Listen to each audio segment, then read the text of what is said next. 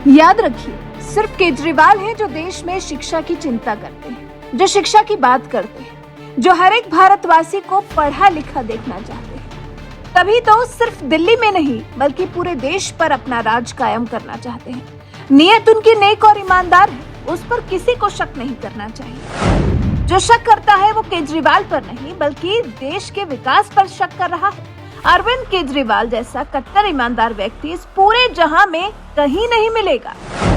अब आपको लग रहा होगा कि हम यहाँ केजरीवाल को इतना सिर क्यों चढ़ा रहे हैं, तो आपको बता दें, हम केजरीवाल को सिर पर नहीं चढ़ा रहे बल्कि अपनी बातों से वो खुद ही तो ये सब साबित करने की कोशिशों में लगे रहते हैं। दिखाएंगे ऐसे जैसे उनसे ज्यादा ईमानदार, उनसे ज्यादा कामकाजी नेता इस दुनिया में और कहीं नहीं है।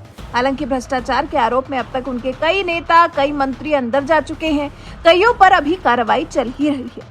और अब जब गुजरात चुनाव नजदीक है तो देखिए कैसे नरेंद्र मोदी सरकार को कटघरे में खड़ा कर रहे हैं। मोदी सरकार को शिक्षा का विरोधी बताने की कोशिश कर रहे हैं। दिल्ली के मुख्यमंत्री अरविंद केजरीवाल ने ट्वीट किया है, लिखा है, ये वीडियो देखिए। अमीर देशों में शिक्षा फ्री है। मुझे बहुत दुख होता है कि हमारे देश में फ्री शिक्षा को ये नेता फ्री की रेवड़ी कहते हैं। ये देश अमीर इसलिए बने क्योंकि ये फ्री शिक्षा देते हैं। अगर हम भारतीय को अमीर बनाना है तो भारत के हर बच्चे को अच्छी शिक्षा फ्री में देनी है। अब जब मोदी सरकार के विरोध में अपने ट्वीट के माध्यम से केजरीवाल ने देश की जनता को गुमराह करने की कोशिश की तो फिर सोशल मीडिया पर भी लोगों ने केजरीवाल को जमकर फटकार लगाई, उनकी सारी होशियारी की हवा निकाल दी। सबसे पहले तो बीजेपी आईटी सेल के अध्यक्ष अमित मालवीय ने ही ट्वीट किया, कहा 6 साल से 14 साल की आयु के बीच में बच्चों के लिए मुफ्त और अनिवार्य शिक्षा भारत में एक मौलिक अधिकार है और ये संविधान के अनुच्छेद 21A में निहित है। ये एक सार्वजनिक भलाई है, सभी सरकारें इसे सुनिश्चित करती हैं। आम आदमी पार्टी कोई एहसान नहीं कर रही, रेवड़ी वोट के लिए लोगों के कुएं की खपत का वित्त पोषण कर रहा है। वहीं कुछ और लोगों ने भी इस पर अपनी प्रतिक्रिया दी है। राजेश तिवारी नाम के यूजर ने लिखा, केजरीवाल जी, सरकारी स्कूलों में शिक्षा पहले से ही मुफ्त है, गुमराह मत करो। मुफ्त शिक्षा और मुफ्त स्वास्थ्य व्यवस्था को कोई रेवड़ी कहने की हिम्मत नहीं जुटा सकता। रोहित सिंह नाम के यूजर ने लिखा, वेस्टर्न कंट्रीज में मिनिस्टर्स रिजाइन कर देते हैं अगर उनका नाम किसी स्कैम में आता है। सिसोदिया कब इस्तीफा दे रहे हैं? उन पर आरोप है कि उन्होंने सरकार का घाटा करवाया और डेनमार्क सरकार के मंत्री अपने बच्चों की झूठी कसम भी नहीं खाते। प्रकाश माहेश्वरी लिखते हैं, हमारे देश में भी 1947 के बाद से सरकारी स्कूलों में शिक्षा फ्री है। मैं 1957 में प्राइमरी में भर्ती हुआ, उसके पहले मेरे बड़े भाई सभी हायर सेकेंडरी तक फ्री में पढ़े। क्यों इतना सफेद झूठ बोलते हो? जनता चिढ़ने लगती है। गुजरात में आपकी जमानतें जब्त होंगी।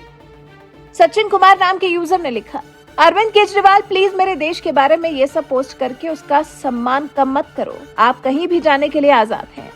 संजीव कुमार गुप्ता ने लिखा, केजरीवाल जी, डेनमार्क में टैक्स चोरी और शराब घोटाला भी नहीं होता और डेनमार्क का पॉपुलेशन भारत से बहुत कम है। आप प्लीज सेब को संतरे से कंपेयर ना करें।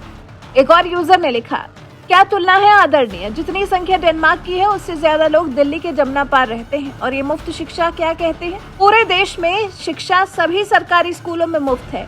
उच्च शिक्षण संस्थानों में सरकार की सब्सिडी है, वहाँ नेता भी मुफ्त बंगला नहीं लेता।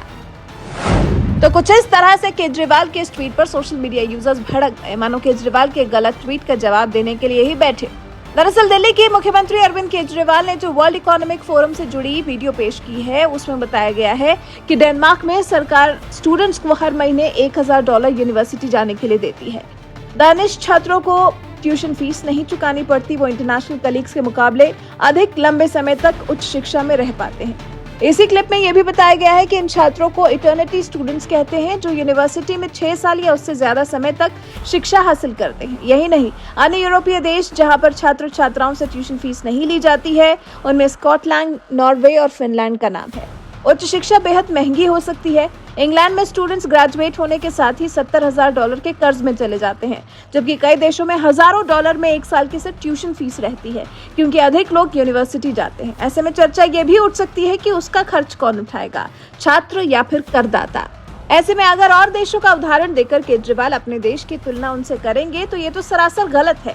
केजरीवाल को अगर दिखाना ही था तो दिल्ली को दिखाते, जिन स्कूलों को वर्ल्ड क्लास बनाने का वो दावा करते हैं उनको दिखाते, लेकिन उन्होंने तो विदेशी स्कूलों की शिक्षा नीति से भारत की शिक्षा नीति की तुलना करना बेहतर समझा। वैसे आप केजरीवाल के इस ट्वीट पर उन्हें क्या सलाह देना चाहेंगे, या फिर आप केजरीवाल को हमारे देश को नीचा दिखाने पर कैसे लताड़ना चाहेंगे? कमेंट कर हमें जरूर बताएं।